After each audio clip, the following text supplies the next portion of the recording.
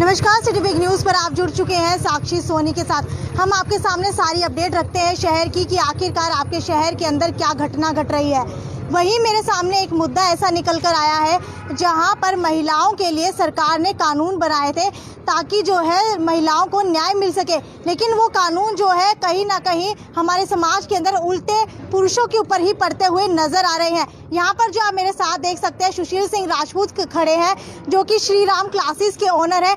इनके ऊपर एक 55 साल की महिला ने छेड़छाड़ का आरोप लगाया है। उनका कहना है कि इन्होंने उनसे छेड़छाड़ की। आखिरकार क्या है पूरा मामला, वो इनसे जान लेते हैं। सर बताइए कि पूरा मामला क्या है और जहां पर आप रेंट पर रह रहे थे क्या पूरा का पूरा मामला था रेंट का? मैम देखिए, मामला ऐसा था कि मैंने अक्टूबर 2019 में एक इंस्टीट्यूट ओपन किया था श्री राम क्लासेस से, 7 अक्टूबर 2019 को, 1 साल हो गया पूरा। तो राजेश मेहता डॉक्टर हैं जो डाबड़ा चौक पे उनका घर भी है और क्लिनिक भी है।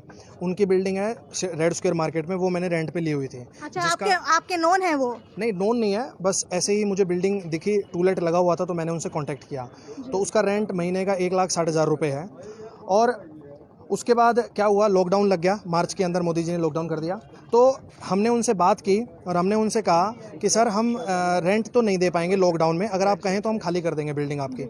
उन्होंने कहा नहीं कोई बात नहीं, जब लॉकडाउन खुल जाएगा तो आप आगे हमारा रेंट पे कर दीजिएगा, रेंट दे दीजिएगा। उनकी तरफ से पहले कहा गया था कि आप रेंट रहने दीजिए, जब लॉकडाउन खुल जाएगा उसके बाद रेंट दे दीजिएगा। ये इसकी मेरे पास कॉल रिकॉर्डिंग्स है, मैं ऐसे नहीं बोल रहा हूँ, कॉल रिकॉर्डिंग्स है, मैं पुलिस को भी दूंगा, आप चाहें तो आपको भी दे दूंगा।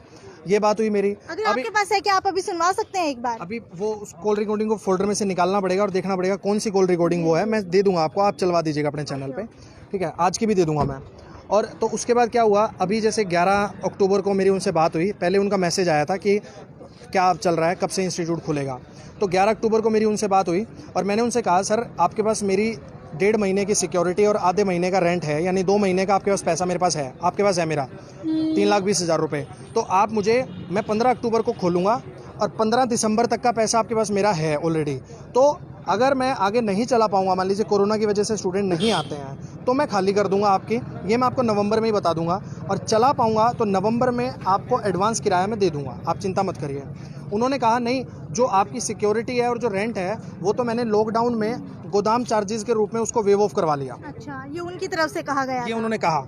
मैंने कहा सर ये तो गलत बात है आपकी, आपको गोदाम चार्ज अगर लेना था तो वो पहले बताना चाहिए था, बाद में थोड़ी बताएंगे आप टाइम होने के बाद। उन्होंने कहा नहीं ये तो उसमें वेव ऑफ हो गया, अगर तुम्हें 15 तारीख से इंस्टीट्यूट चलाना है तो पहले तुम्हें 2 महीने का रेंट देना पड़ेगा, सिक्योरिटी नई देनी पड़ेगी, सब कुछ नया देना पड़ेगा, उसके बाद ही आप उसके अंदर घुस सकते हैं, ठीक है?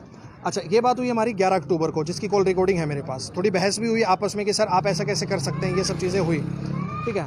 अब 12 अक्टूबर को उन्होंने क्या किया, उनके पास मेरे 2 चेक रखे हुए थे, 1,20,000 के, 1,20,000 के, यानी 2,40,000 रुपये के पर्सनल। रेंट जाता है फर्म के नाम से, चेक रखे हुए थे पर्सनल उनके पास मेरे। उन्होंने कल वो 2 चेक लगा के, एक अपने नाम पे और एक अपनी वाइफ के नाम पे, 1,20,000 और 1,20,000, 2,60,000 रुपये और मेरे अकाउंट से निकलवा लिए। मतलब 3,20,000 तो वो पीछे के तो खा ही गए, 2,40,000 रुपये और निकलवा लिए। उनकी रेंट के ऊपर बिल्डिंग कितने समय से ली हुई है? अक्टूबर 2019 से, 1 साल हो गया मतलब। हाँ जी, और मार्च तक का किराया अपडेटेड है। तो उसके बाद मैंने उनको फ़ोन किया सुबह, मैंने कहा सर आपने ये क्या किया, आपने मेरे अकाउंट से पैसा निकाल लिया। उन्होंने कहा तुमने मुझे 6 महीने से नहीं दिया लॉकडाउन का किराया, मुझे जैसा सही लगा मैंने वैसा कर लिया। मैंने कहा सर मैं अभी आता हूँ आपके घर आपसे बात करने के लिए। मैं घर गया, मैंने फ़ोन किया, उन्होंने कहा मैं तो नीचे नहीं आता, मुझे कोई बात नहीं करनी तुझसे। मैं वहाँ के लोगों को, कुछ लोगों को मुद्दा बता के क्या है, उसके बाद मैं पुलिस थाने आ गया। CCTV या फुटेज निकलवा लीजिए, ना डॉक्टर साहब नीचे आए, ना उनकी वाइफ नीचे आई, कोई भी नीचे नहीं आया। जैसे ही मैंने पुलिस थाने में केस करवाया और थाने से उनको कॉल गया, तभी वो अपनी वाइफ को लेकर दूसरे थाने में चले गए। उनकी तरफ से कहा जा रहा है कि किस कहाँ पर जो है छेड़छाड़ हुई थी? ये तो उन्होंने बस कंप्लेंट में ये लिखवाया है कि मैं उनके घर गया, उनको जान से मारने की धमकी दी, उनकी वाइफ से छेड़छाड़ किया, दुर्व्यवहार किया, ये सब चीज़ें ये लिखवाया गया उनकी कंप्लेंट में। बस CCTV फुटेज निकाली गई होगी, उसके अंदर क्या निकल कर सामने आया? अभी तक CCTV फुटेज नहीं निकाली गई है। मैं ये बात कह रहा हूँ, आप CCTV फुटेज निकालिए। उसमें मैं वहाँ पे नीचे गया था उनके घर पे, लेकिन वो नीचे नहीं आए थे, तो मेरी उनसे आमने सामने कोई बात तक नहीं हुई। और उनकी वाइफ तो दिखी तक नहीं, वो ऊपर आए थे गैलरी में एक बार, बस, उससे ज़्यादा कुछ नहीं। अच्छा, तो आपका जो उनके घर आना जाना है वो हमेशा से ही चलता रहा है? नहीं, कभी भी नहीं, ऐसा कुछ भी नहीं है। तो रेंट पे लेने के बाद आप कितनी बार उनके घर गए हैं? रेंट पे लेने के बाद 1 बार 2 बार गए होंगे किसी मुद्दे को लेके, वो भी उनसे ही बात करके वापस आ गए। अच्छा, बस। डॉक्टर साहब की उम्र कितनी होगी? 55 से 60 साल उम्र है उनकी। तो उनकी वाइफ की भी इतनी होगी। यस। तो आप जब उनके घर जाते होंगे तो किस तरीके का व्यवहार उनका रहता था? मैं तो हमेशा नमस्ते करता हूँ, मैं तो हमेशा उनके पैर छू के उनसे मिलता हूँ, हमेशा उनकी वाइफ के भी पैर छूता हूँ हमेशा उनको, जी उनके हमेशा, ऑलवेज ऑलवेज। और वो भी मुझे अपना बेटा बेटा करके ही बोलते हैं हमेशा, जी। ऑलवेज। कितने सालों से पढ़ा रहे हैं आप? 6 साल से मैं हिसार में पढ़ा रहा हूँ अकेले। और कितने बच्चे आपके पास पढ़ते मैंने हैं? आज तक टोटल स्पान में 30 से 35 हज़ार बच्चे पढ़ाए होंगे ज़रूर। 30 से 35 हजार, यानी कि उसके अंदर कुछ लड़कियां भी होंगी। हाँ जी। कभी कभी ऐसा मामला सामने, आप इनके स्टूडेंट मुझे दिखाई दे रहे हैं, क्या कभी ऐसा मामला आपके सुनने में आया या फिर आपको इनके व्यवहार से कुछ ऐसा लगा हो? मैडम, मैं सर का स्टूडेंट भी हूँ और सर की जो पढ़ाने का तरीका था, जो इनकी टीम थी, उसके बेस पे मेरा खुद का सिलेक्शन हुआ। मैं ऑफिसर रहा डिफेंस में। उसके बाद मैंने भी छोड़ दिया क्योंकि मेरे हमेशा से आइडियल रहे हैं सुशील सर, और उनको देखकर मैंने खुद का भी अपना इंस्टीट्यूट ओपन किया। मेरा इंदौर में खुद का ओशियन एकेडमी के नाम से इंस्टीट्यूट है। मैं भी लगभग 10-15 हज़ार बच्चों को पढ़ा चुका हूँ। पिछले 3 साल से मैं भी लगातार पढ़ा रहा हूँ। लेकिन ये पूरा मामला है जो रेंट का इशू था, उसके लिए हम मीडिया को नहीं बुलाते। हम कोई आपने कभी देखा जिंदगी में कि कोई आरोपी और वही मीडिया को बुला रहा है? मीडिया से तो लोग बचते हैं। हम लोगों ने मीडिया को क्यों बुलाया? क्योंकि ये सारा मैटर प्रेस्टीज का। इस मार्केट में ये व्यक्ति जब खड़े हो जाते हैं तो इनकी एक अपनी पहचान है, एक अपनी इमेज है, और यदि आप उस इमेज को कलंकित कर दोगे तो उससे बड़ा तो इनके लिए डिफेमेशन कुछ भी नहीं हो सकता। तो सबसे बड़ी चीज़ यही है कि आज के समाज में सबसे बड़ी एक मतलब गिरता हुआ स्तर जिसको मैं कहता हूँ कि मतलब आप एक ऐसा आरोप लगा रहे हो।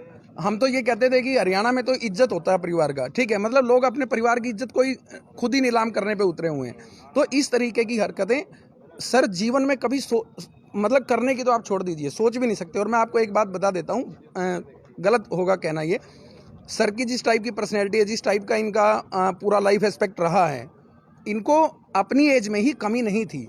तो इसलिए ये तो आप कल्पना भी मत कीजिए जिसको, और इनका एक नेचर रहा है, बेस नेचर रहा है कि हर एक आदमी को रिस्पेक्ट करना, हर एक according to age, according to उसकी पोजीशन, मतलब वो हमेशा रिस्पेक्ट देते हैं, हमेशा। बिल्कुल, आपकी आंखें नम होती हुई दिखाई दे रही है। मुझे लगता है आपका गहरा संबंध है नहीं, इनके साथ। बिल्कुल है मैडम। देखिए, एक बात होती है कि जब आप जिन लोगों से भावनात्मक रूप से जुड़े होते हो, जिनको आप मन से जानते हो, जिनके एक एक इंच को जानते हो आप, उनके ऊपर आप इस तरीके की चीज़ें देखते हैं समाज में। तो एक बात बताइए, मेरा भी कोचिंग इंस्टीट्यूट है, रेंट इशू तो मेरा भी चल रहा है। अब मान लीजिए, अब मैं इनसे मैं क्या सीखा हूँ इनसे, आपको पता है? मैं इनसे ये सीखा हूँ कि मुझे मेरे मकान मालिक के पास नहीं जाना है, पहले मुझे कोई लड़की अरेंज करनी है और मुझे मेरे मकान मालिक पर रेप का, किसी और चीज़ का अटेम्प्ट लगवाना, उसके बाद मुझे उनके सामने जाना है। क्या हम इस स्तर पर सीखेंगे?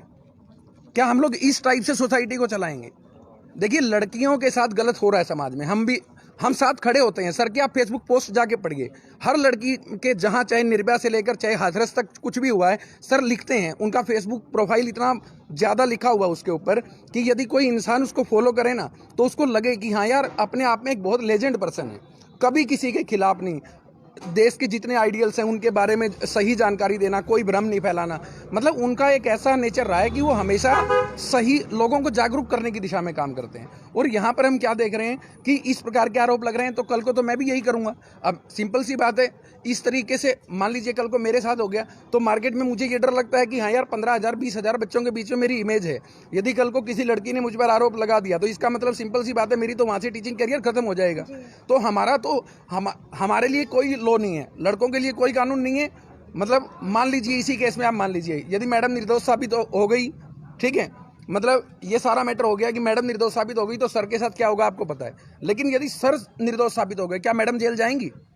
क्या डॉक्टर मैडम जेल जाएंगी? ऐसा कोई कानून है? जो इनकी रेपुटेशन खराब हुई उसके ऊपर भी गहरा असर कोई पड़ेगा। हर्जाना नहीं देगा मैडम, उसका कोई भरपाई नहीं करेगा। समाज भी क्या है, 2 बार ये कहेगा कि अरे यार गलत हुआ, दैट्स इट, बस। लेकिन इसका जो नुकसान इनको झेलना पड़ेगा, कलीग्स होते हैं मैडम साथ में, ठीक है। सर, एक बार आपसे जानना चाहूंगी दोबारा से कि रेंट का मामला था, तो रेंट का मामला उसी वक्त सुलझाया क्यों नहीं गया? ये महिला के साथ छेड़छाड़ का मामला बीच में कहां से निकल कर आया? मैम देखिए, ऐसा है, रेंट का मामला उस टाइम भी सुलझा हुआ था, आज भी सुलझा ही हुआ था मेरी नज़र में। तो आपको इसके पीछे कारण क्या नजर आ रहा है कि उन्होंने आपके ऊपर क्यों केस किया है? कारण सिर्फ क्या है, उनका लालच, उनको पैसे चाहिए थे। उन्होंने 1,20,000 और 1,20,000 के 2 चेक कैश करवा लिए। उनको ये लगा था कि मैं पुलिस में नहीं जाऊंगा, मैं कोई कंप्लेंट ऐसी नहीं करूंगा, ये मामला ऐसे ही आ जाके रफा दफा हो जाएगा। अगर मैं पुलिस में नहीं आता तो वो भी अपनी वाइफ को ले जाके मेरे ऊपर झूठा केस ना करते। तो सर, ये जो यहाँ पर युवा देख पा रहे हैं, अरे आप स्टूडेंट रहे हैं, ज़्यादातर स्टूडेंट हैं और कुछ साथ के लोग हैं बस। तो एक बार इनसे जान लेते हैं। आपसे जानना चाहूंगी कि क्या आपको इनके व्यक्तित्व में कभी ऐसा कुछ नजर आया कि ये किसी महिला को छेड़ सकते हैं? मैम मैं इन सर के साथ जुड़ा था 2017 में। सर के यहाँ पे हिसार में कोचिंग सेंटर में दिल्ली से आया था। तो मेरा जो रियल ब्रदर है उन्होंने बताया कि सर बहुत अच्छा पढ़ाते हैं। मैं दिल्ली छोड़ के यहाँ पे अपने कोचिंग लेने आया था हिसार में। तो 3 साल तो सर मैम मेरे को हो चुका है। आज तक मेरे को ना तो सर के घर पे भी जाता हूँ, मैं सारी फैमिली को जानता हूँ, आज तक तो ऐसा कोई केस मैंने देखा नहीं, ना मेरे साथ हुआ। तो ये साफ साफ मामला आपको दिखाई दे रहा है कि यहाँ पर 30 साल के व्यक्ति पर इल्जाम लगाए जा रहे हैं कि उन्होंने 55 साल की महिला को छेड़ा है। यहाँ पर कोई बड़ी बात नहीं है, सिर्फ एक रेंट की बात है, लालच की बात है। हम नहीं जानते कि इस बात के अंदर कितनी सच्चाई है। हमारा पक्ष था आपके सामने रखना कि इनका क्या कहना है। वो आगे उन महिला से जानेंगे कि आखिरकार पीछे की बात क्या है, क्यों इन्होंने उनके ऊपर इल्ज़ाम लगाए, क्या जो रेंट से रिलेटेड बात थी वही है। हालांकि मैं ये कह सकती हूँ कि मुझे इनको देखकर नहीं लगा किसी भी तरीके से कि यहाँ पर इनका व्यक्तित्व जो है वो खराब होगा। आगे की अपडेट से मैं आपको रूबरू करवाती रहूंगी। लाइक, शेयर और सब्सक्राइब करना ना भूलें। और आपको क्या लगता है इस मुद्दे के ऊपर कमेंट बॉक्स के अंदर जरूर लिखकर बताएं। ये थी साक्षी सोनी की रिपोर्ट अपने कैमरामैन संजय कुमार के साथ, city big news bureau Hisar.